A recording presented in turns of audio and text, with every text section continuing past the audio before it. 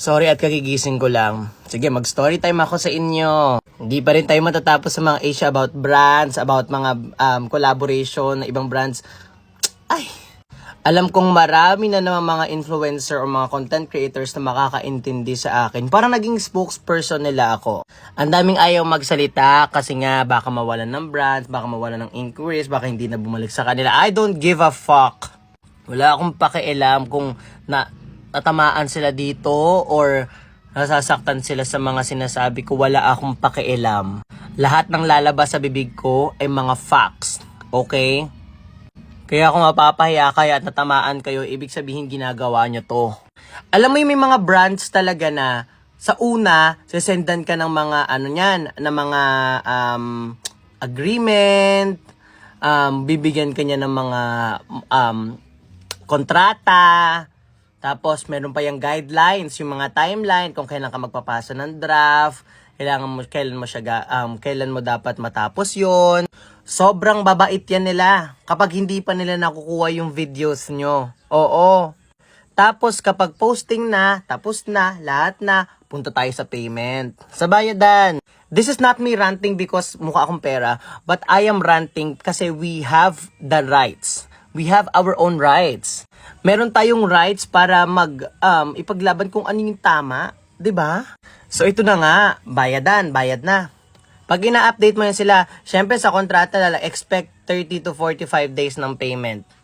Tangina, 4 months na, wala pa ring bayad. Hindi yan sila nagsisin. Wala yung message.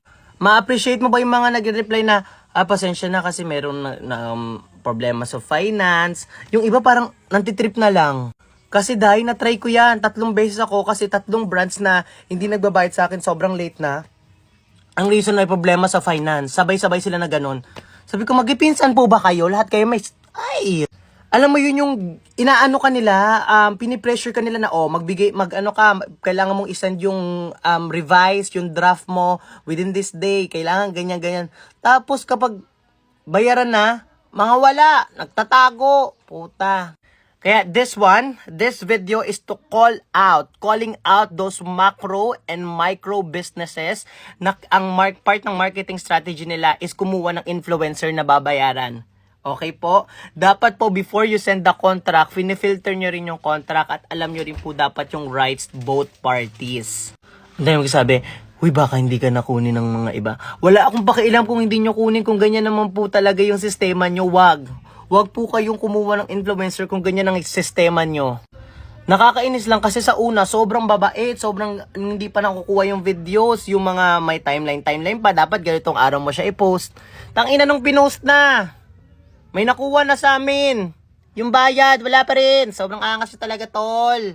Marami akong kaibigan na ang source of income nila ay ang pagti-TikTok. My source of income is TikTok shop. So yung pag-collaborate ko lang sa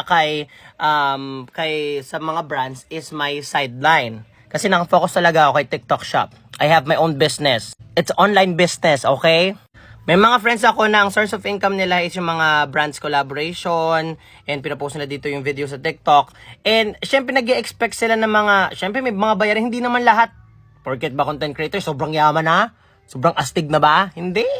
Syempre iba, kumikita yan sa TikTok, tapos yung ginagamit nilang pera, syempre pantulong sa pamilya, pang grocery. Paano kung wala na silang pera, tapos naka-schedule na sa kanila kung kailan sila makakasahod or kailan nyo sila babayaran, tapos hindi nyo naman finalo yung nakasulat sa kontrata, diba? Syempre kawawa sila. Kaya po sa mga brands dyan, please, alagaan nyo po yung mga influencer nyo. Naman kayo?